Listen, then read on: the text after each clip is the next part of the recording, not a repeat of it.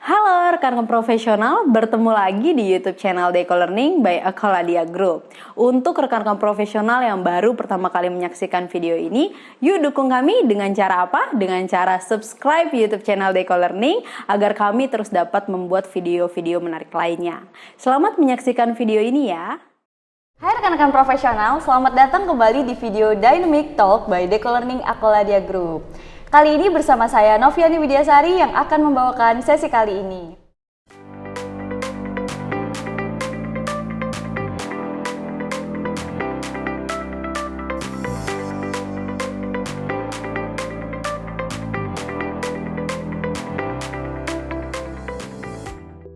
Pada video kali ini kita akan membahas terkait Earn Value Management.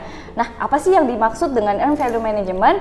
Kali ini kita akan membahas bersama seorang praktisi di bidang Project Management nih. Sudah hadir bersama saya Bapak Bronson Wijaya PMP. Halo Pak Bronson. Halo Bu Novi. Gimana kabarnya nih Pak? Baik, syukurnya baik. Alhamdulillah, sudah lama banget nih Pak kita nggak berdiskusi nih Pak.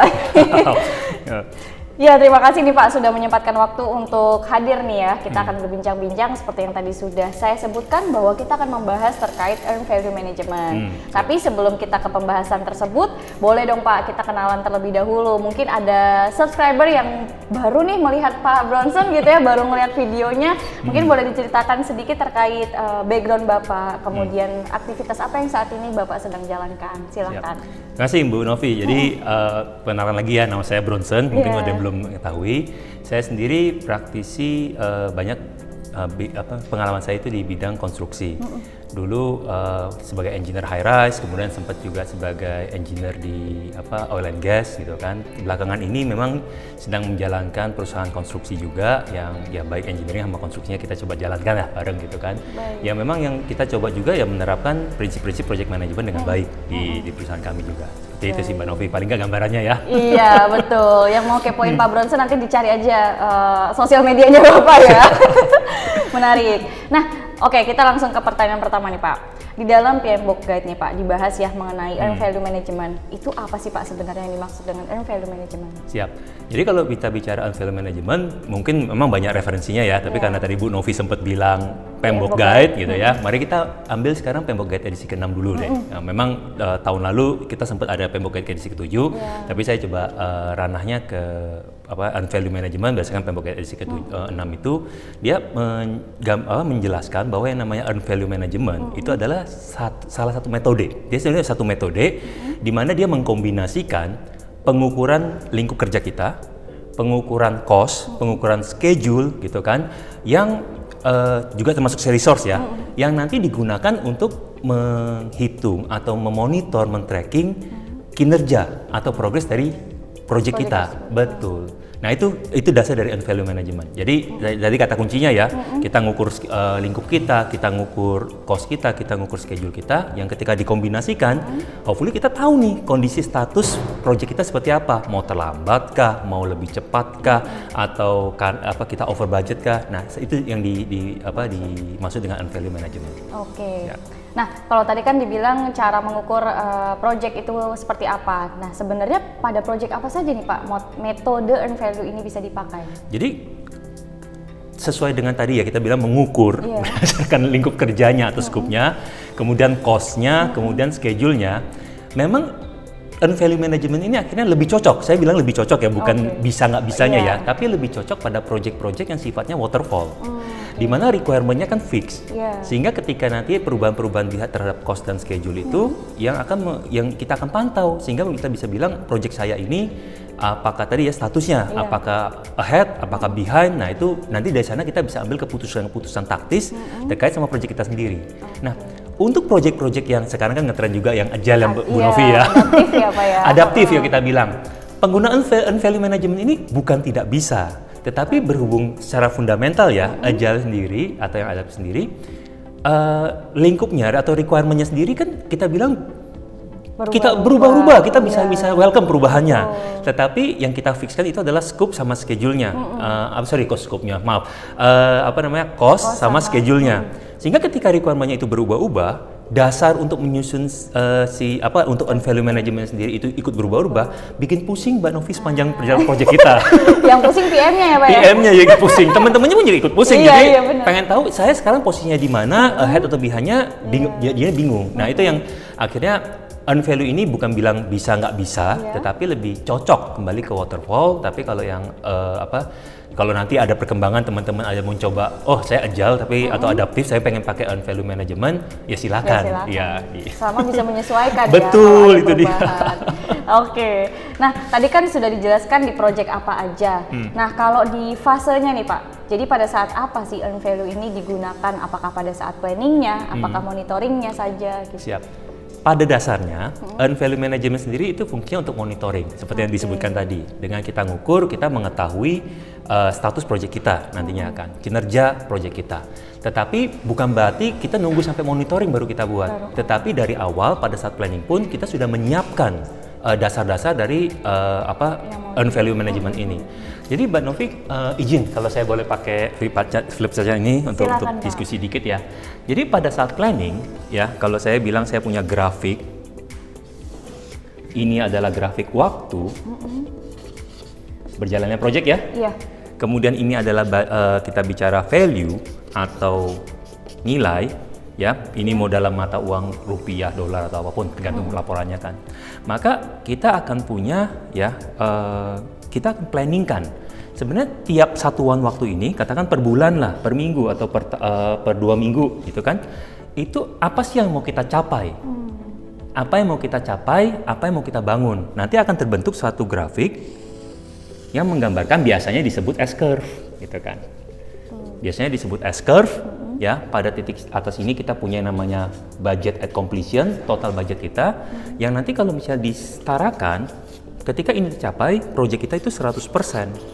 Ya nilainya tergantung sama nilai proyek kita gitu kan. Nah di awal tentu 0, biasanya S-curve untuk begini. Ini awal-awal biasanya pencapaian kita itu rodo-rodo landai, kemudian kita bisa di tengah-tengah kita bisa mencapai banyak, di akhir biasanya landai, makanya disebutnya bentuknya S-curve seperti itu. Nah, kemudian apa sih yang kita planningkan? Ya kita planningkan pada setiap waktu ini, ya kita punya yang kita sebut plan value nantinya, tergantung pada titik mana kita mau memeriksa atau kita mau tracking ya status proyek kita. Katakan nih saya masalah ini tadi saya bagi 1, 2, 3, 4, 5, 6 bulan. Pada bulan keempat saya mau tracking. Nah titik inilah yang kita sebut sebagai plan value. Seperti itu. Ini kita siapkan pada saat ya, grafik ini kita siapkan pada saat planning. Nah, pada saat monitoring controlling ini waktunya kita bisa. Maaf saya pakai warna berbeda dikit ya. Siap. Seandainya Bu Novi ya, kita lihat pas di sini kita rencana plan value-nya sekian, gitu kan. Tapi ternyata, mari kita optimis dikit ya. Apa yang kita bangun di lapangan nih, ternyata lebih banyak secara nilai ya, secara kita hitung persentasenya lebih banyak. Maka kita akan plottingkan ini loh, kita sebut sebagai earned value. Ini yang sesungguhnya kita dapat di lapangan. Nah, yang sesungguhnya kita dapat di lapangan ini istilah lainnya kan budgeted cost, cost work perform. Ya, betul, yang dihasilkan. Dihasilkan lebih besar. Misalnya bilang saya mau bangun perumahan deh. Tadinya rencana pada bulan keempat harusnya jadinya 5 rumah. Ternyata saya bisa jadi 6 rumah nih. Nah, itu earned value-nya kita bilang 6 rumah itu yang baru yang kita harus buat, itu yang kita sebut sebagai earned value. Nah, lebih lanjut lagi, kita punya satu variabel lagi yang kita sebut untuk bangun 6 rumah yang tadi kita buat nih, earned value. Kita punya yang namanya actual cost. Berapa sih sesungguhnya yang kita keluarkan dari dompet kita? Istilah lainnya itu adalah actual cost of work perform, gitu kan? Actual cost of work perform. Nah, sesuai dengan judulnya earned value management, pusatnya di earned value. Kalau earned value kita bandingkan dengan plan value, maaf saya pakai warna hitam deh sini ya. Kalau earned value kita bandingkan sama plan value, maka secara logika kita bisa mengetahui status dari schedule project kita, kinerja project kita. Kalau dibandingkan dengan actual cost, kita bisa mengetahui status kinerja keuangan project kita. Dalam hal ini, ya kita optimis dikit ya. Berarti kalau earned value di atas plan value, ya kita schedule-nya ahead kita bisa bilang. Kalau earned value di atas actual cost, berarti kita under budget, artinya kita masih ada sisa uang nih di project kita yang bisa kita. Ya, itu kira-kira gambaran untuk kapan pada saat planning on value apa yang kita siapkan, pada saat monitoring and controlling apa yang kita siapkan. Oke. Menarik sekali penjelasannya nih Pak. Cukup jelas ya terkait earn value, plan value sama actual cost. Ya. Nah, mengapa sih Pak pemahaman mengenai earn value ini penting bagi praktisi project? Siap. Ini sama kayak Mbak Bu Novi ya, kalau kita lagi jalan atau kita lagi menuju satu tempat, kalau kita nggak tahu kita ada di mana, kita akan bingung sendiri apalagi yang mau kita kerjakan, atau sebenarnya kita dalam masalah nggak sih? Nah, pengetahuan mengenai earn value management ini, ya, penggunaan metode ini juga sebenarnya memberikan kita pada saat project berjalan, kita statusnya di mana. Secara pribadi saya pernah ketemu dengan teman-teman ya, ya sambil cerita-cerita gitu. Itu ada yang mereka kerja, mereka nggak tahu status mereka di mana, apakah terlambat, cepat atau tidak, sehingga mereka bahkan tidak bisa mengetahui prioritas pekerjaan mereka itu apa. Nah begitu itu nggak tahu, ya mereka cuma sekadar bekerja secara FIFO, first in first out, selesai. Nah kalau itu terjadi, ya nggak tahu prioritasnya, maka umumnya ya kalau syukur-syukur amal ibadah kita masih bagus gitu bilangnya ya. Cara apa yang kita putuskan itu tepat, proyeknya bisa selesai dengan baik. Tapi kalau ternyata keputusan-keputusannya akhirnya jadi nggak tepat karena mungkin kita nggak tahu kita di mana yang prioritas, ya udah bisa berakibat berentet pada akhir proyek itu sendiri. Kayak gitu. Berarti itu pengaruhnya kemana aja tuh Pak kalau udah kayak gitu terjadi? Ya, bisa ujung-ujungnya bicara schedule, bicara cost ya. Yang schedule pun nanti ujungnya tentu setiap project UUD lah kita bicara. Bisa nanti berimbas lagi kepada cost project secara keseluruhan. Karena di kalau kita bicara, makanya tadi kita sebut ini cocok waterfall. Di PMBOK sendiri di karakteristiknya salah satu yang disebut waterfall itu tujuan utamanya sebenarnya ya manage cost gitu. Nah, cara manage costnya gimana? Schedule-nya kita tepat waktu. Kenapa kalau schedule kita tepat waktu, entah penalti kah atau kita harus orang yang kita standby kan kah, itu akhirnya jadi berubah jadi cost kan. Kayak gitu sih Bu Nov. Oke. Nah, menurut pendapat Bapak nih Pak, pada proyek seperti apa earn value ini disarankan untuk digunakan? Ya, balik lagi kayak tadi kita sebut. Pada proyek-proyek yang sifatnya waterfall itu disarankan menggunakannya. Kayak konstruksi betul sekali. Jadi kayak sesuatu yang requirement-nya udah jelas, ya kita tahu requirement ini punya bobotnya, punya nilainya berapa, value-nya ya mau pakai persentase kah, mau pakai nilai uang kah, atau ya selama ini bisa kita firmkan, kita bisa membentuk grafik plan value tadi kita sebut ya. Begitu itu terbentuk, earn value management bisa digunakan dengan baik. Kembali kalau kita pakai yang adaptif, karena requirement-nya berubah-ubah, nanti grafiknya berubah-ubah tuh sering. Kalau grafiknya sering berubah-ubah, gini lagi ya pusing sendiri kita nantinya. Nah, ya kembali, tapi bukan berarti tidak bisa digunakan ya. Cuma lebih disarankannya itu di waterfall. Oke, baik. Nah, dalam earn value nih Pak, sebuah project bisa, tadi udah sempat di-mention tuh, under budget, tapi ternyata malah behind schedule. Penyebabnya apa nih Pak kira-kira?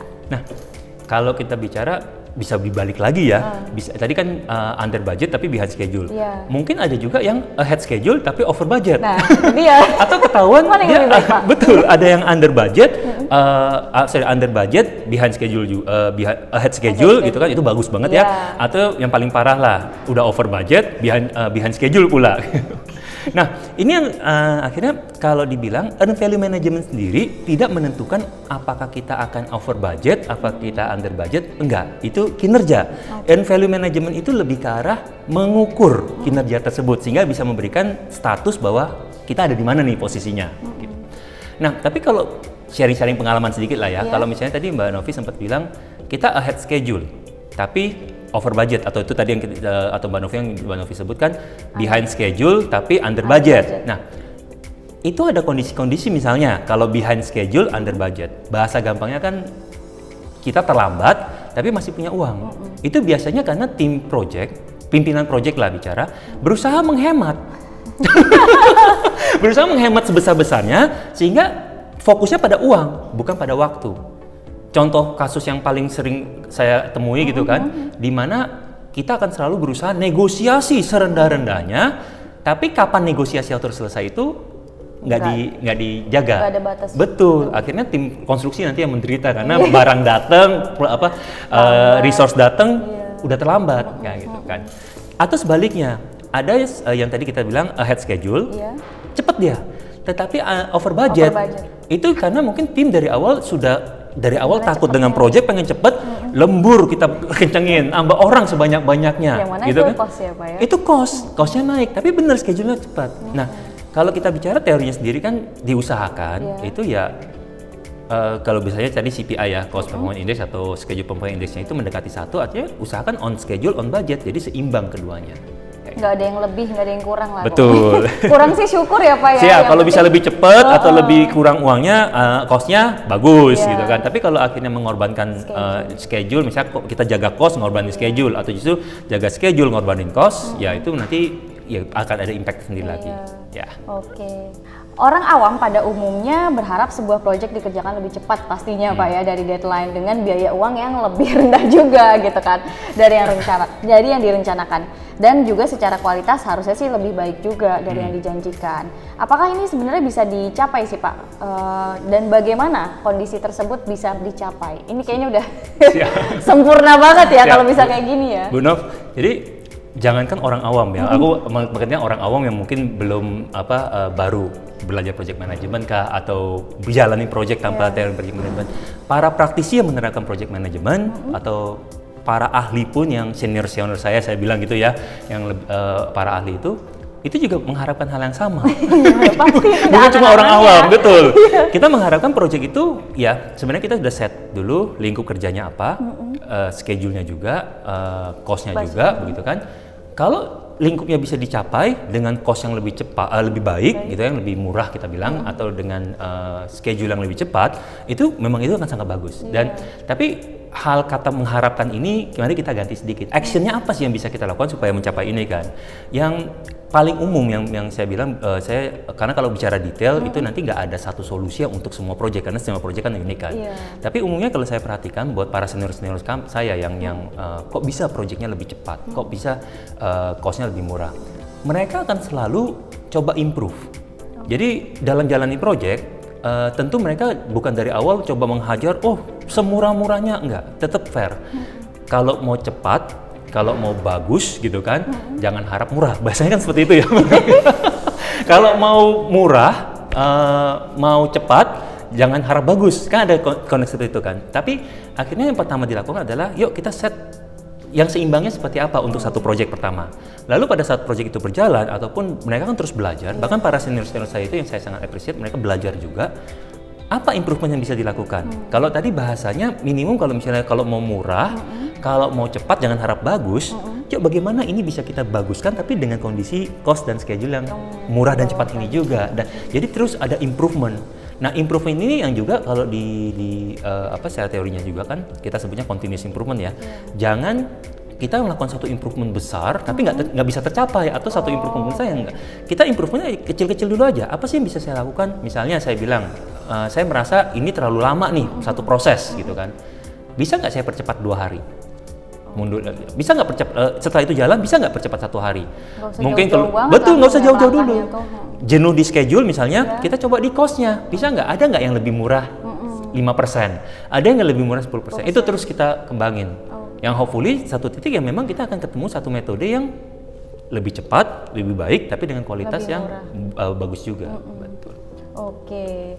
Nah, ini sebelum ke closing, aku mau ini Pak, ngajak subscriber dulu. Biasa di tengah-tengah kayak ada iklan gitu loh. Siap. Oke.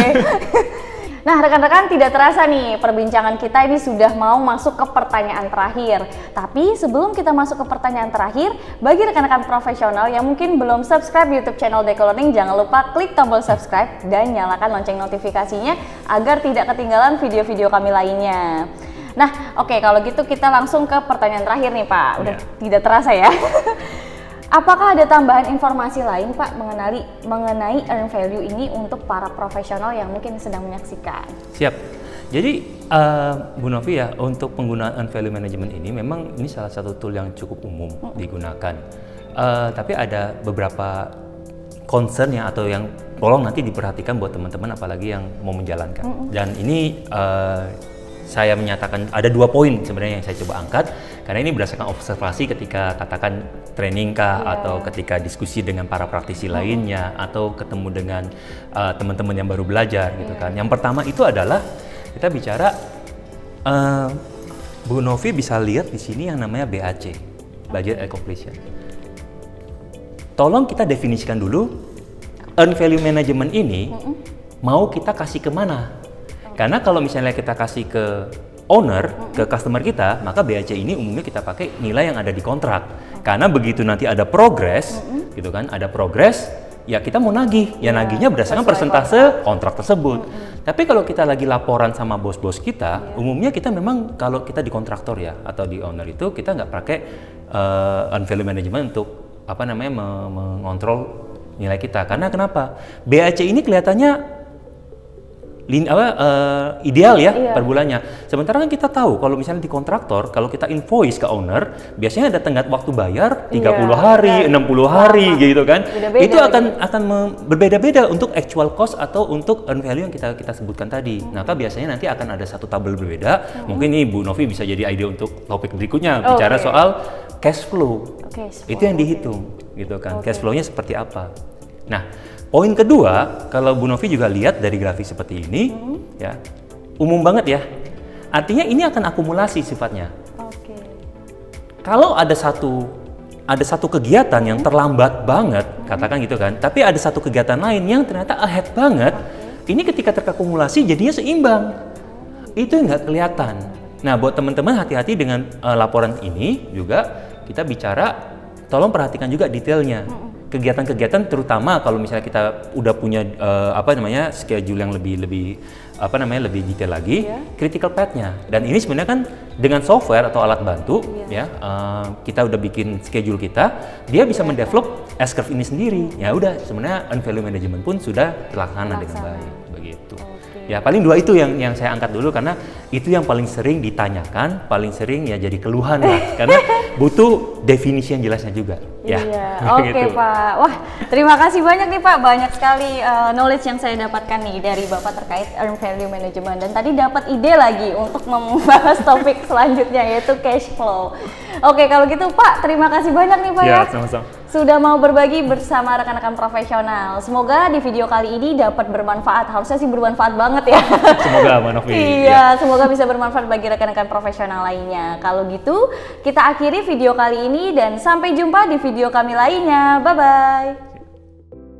Halo rekan-rekan profesional, jika Anda menyukai video ini, yuk dukung kami dengan cara subscribe, like, and share video ini. Nah, untuk rekan-rekan profesional juga yang ingin memberikan masukan ataupun saran, langsung saja tulis di kolom komentar di bawah ini. Semoga video ini bermanfaat ya untuk rekan-rekan profesional. Sampai jumpa kembali di video Dynamic Talk berikutnya.